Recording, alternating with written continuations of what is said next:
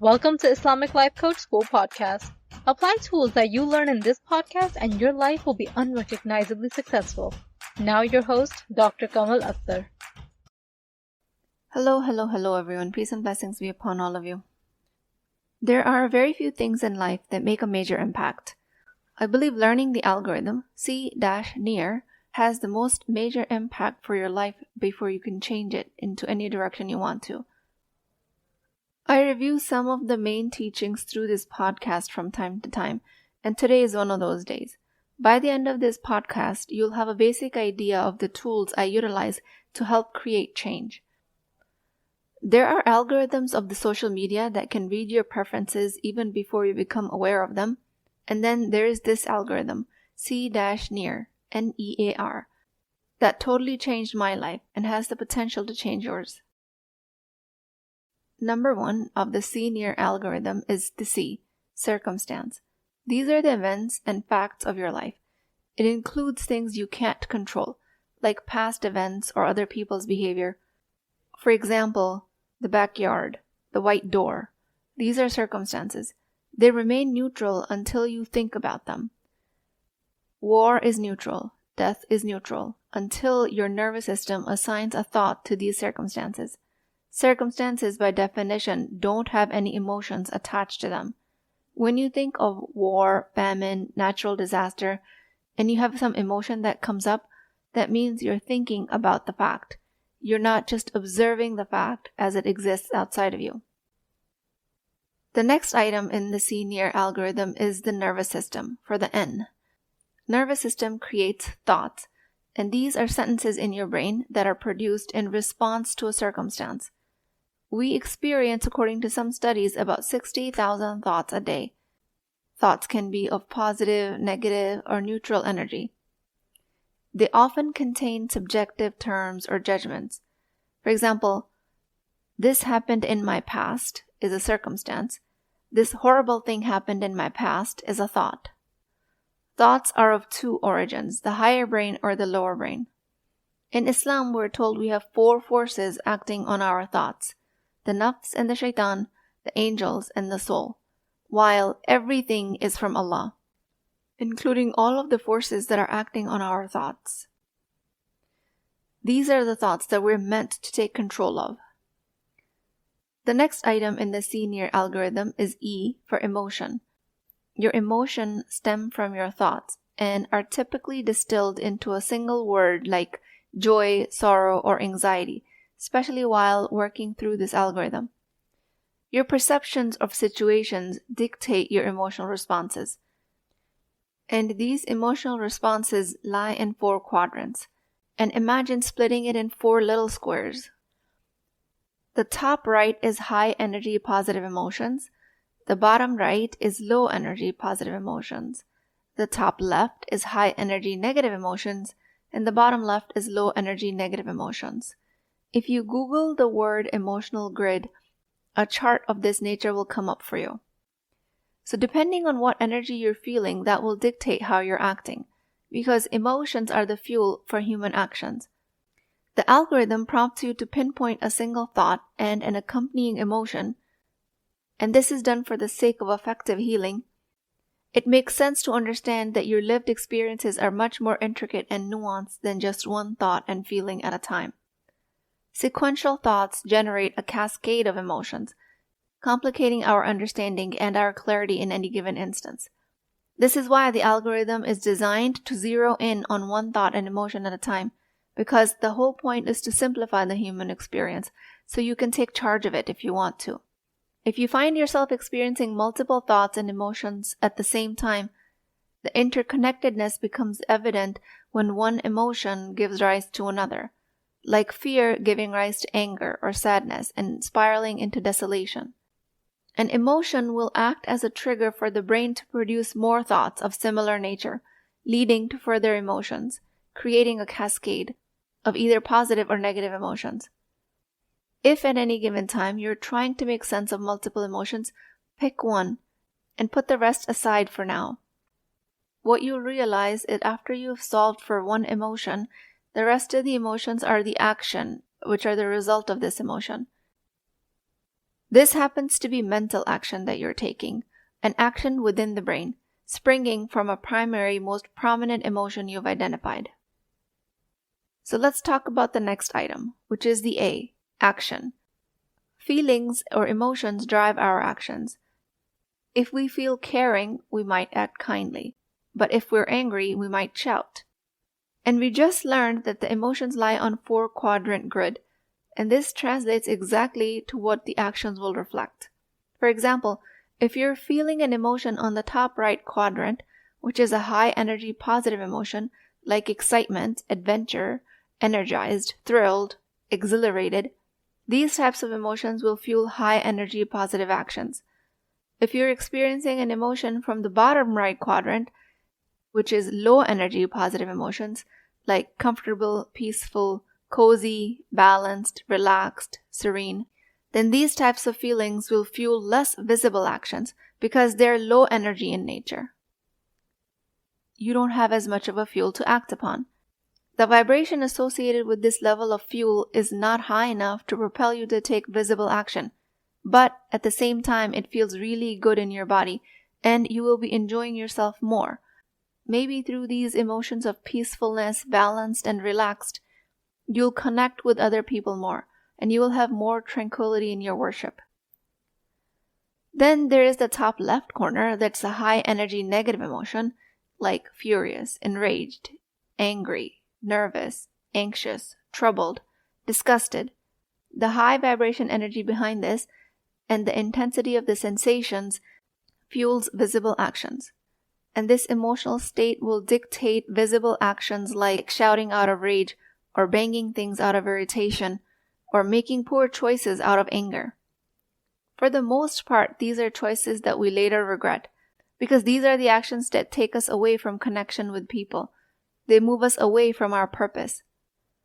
Then there's the 4th corner, which is the left lower quadrant, where you're feeling low energy negative emotions like drained, isolated, lonely, discouraged, pessimistic. And these types of low-level emotions fuel no action because they don't have enough energetic fuel behind them to fuel any action.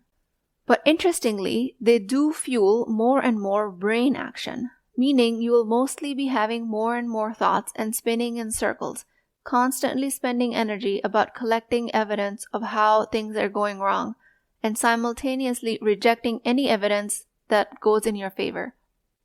This is all brain action. Now, your nervous system, mostly your conscious thoughts, create your emotions and determine your reactions and behaviors. So it would make sense to change thoughts to create different feelings and different actions. While this relationship between thoughts, emotions, and actions is the basic premise of cognitive behavioral therapy, there are multiple therapeutic modalities that consider emotions as the primary target of treatment, which I'm completely in agreement with because a lot of times conscious thoughts are too painful to access. So working at the body's level with emotions is very healing. But what I don't agree with is that when people say to continue to change your actions and your emotions and thoughts will fix themselves. This is the basic fake it till you make it philosophy. Changing your actions, meaning let's say walking with a confident posture until you feel confident, or if you're trying to be more physically fit but you can't find motivation, then just go to the gym every day, putting your sneakers on, and even doing any small activity helps you believe that you're becoming more active. All of this as a premise behind atomic habits, taking small action until you collect evidence. Fake it till you make it. In examples like this, the reason changing action gives you evidence that you're changing your thought is because the action becomes the stimulus for the nervous system that you believing your identity is changing. The small action, like putting your shoes at the same time every day, becomes the circumstance. Then the thoughts are that I'm becoming good at this. Fake it till you make it philosophy is based on thoughts, emotions, actions as a linear relationship still. Changing actions is effective, but that's because it's changing thoughts behind the scene. You can't escape this design even if you help yourself at the emotional or behavioral level. To me, a very interesting and important thing to pay attention to is your emotional grid, The level of energy of fuel that you're acting from is extremely important because low vibration negative emotions that lie in the left lower quadrant are not going to fuel any visible action. Mostly you're going to be in inaction. If you're feeling pessimistic and drained and burned out, then you're not going to have any observable behaviors. You're most likely going to be judging yourself for being in this state, creating more and more self-criticism, creating more evidence why you're just somehow meant to be this way. Low energy negative emotions create more of a mental strain, and not the good kind, but the kind that weighs you down. Also, when I consider behavior during my coaching sessions, and when you consider your own behaviors while you're trying to reflect and apply this algorithm to yourself, you absolutely have to consider what you're omitting to do. What actions are you actually not taking? Where you're only taking mental actions and not physical actions. So the point is to ask yourself the question, who would I be without this thought? Because it's not easy for the brain to identify what doesn't exist, like the omission of action. But it is easier for the brain to identify what you would be doing if isolation, desperation, or self-criticism didn't exist. Okay, last but not least, the results, or R, in the C-near algorithm.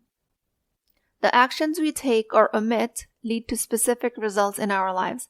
For example, consistent emotional overeating will result in weight gain. Consistently putting shoes on and going for a walk will lead to an identity of a person who's dedicated to creating more fitness. The most revealing part of the work is that the result will prove the thoughts correct. Whatever thoughts you're thinking will create the results that proves the thought correct, which becomes a self-fulfilling prophecy, a never-ending cycle that the brain gets stuck in. This level of manifestation and the power of creation is what human being is given by Allah subhanahu wa ta'ala. This is the very basic reason why I emphasize coaching the conscious mind. Like I said, I'm all about understanding the behaviors and changing the behaviors. I'm all about feeling the emotions and making space for them and having a profound, deep body knowledge. I'm all about increasing your emotional intelligence. Because the cycle that your body is stuck in will not break if you don't know how to create emotional safety for yourself. And you'll continue to go down more and more negative thought spiral that provide more and more evidence for your future incompetence. While all of that work is valid and I closely integrate that into my coaching, if you don't take control of your conscious thoughts, if you don't make an effort to change what you're thinking, these cycles will continue to recreate themselves. And soon enough, you'll find yourself doing the same body-based and behavior-based work over and over again. You have to learn how to take conscious control of your thoughts, being aware of them and directing them at your will. Applying the C-NEAR model, whenever we encounter a situation or a thought or a feeling, we categorize it within the C-NEAR model. For example, I keep procrastinating is an action. I'm worthless is a thought, even though it might sound factual. I'm overwhelmed is an emotion. It's 11 p.m. is a circumstance. This systemic approach provides a clear framework to interpret experiences and challenges, making them more comprehensible, more approachable, makes the complex science of self-improvement very, very simplistic. And simple is what creates change. Over time, while you're continuing to implement these skills, your comprehension of your feelings and behaviors will improve, and improved outcomes will manifest in your life. So now for taking some real-life examples. Circumstance. My friends are going out for a day of shopping. Nervous system thought. It's fun to buy new things. Emotion. Desire. Action. Go on a shopping spree. Spend more than my budget. Lose track of time. I create financial stress and mismanage my money while constantly stressing out about shopping and how much I will regret this later. I don't see how the short-term gratification of this desire will hurt my long-term goals. Result: buying new things remains fun. Notice how the result will always prove the thought correct. that buying new things is fun. This is because brain has very conveniently omitted how buying new things and not honoring the budget will actually hurt you in the long run. And also notice the high energy state of desire as an emotion when you think it's fun to buy new things. That will actually fuel visible actions. Next example, circumstance.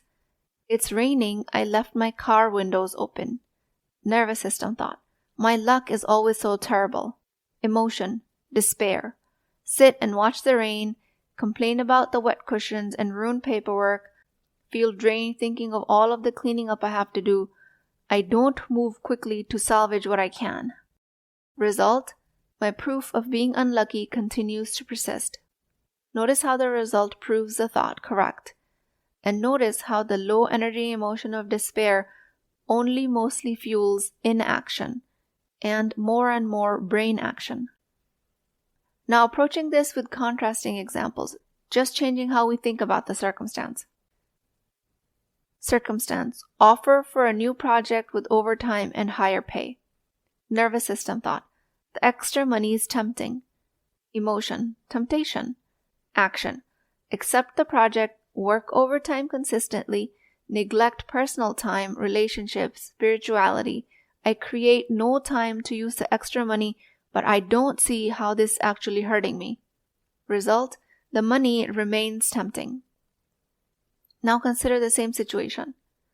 Offer of a new project with overtime and higher pay. Nervous system thought, my well-being is priceless. Emotion, self-confident.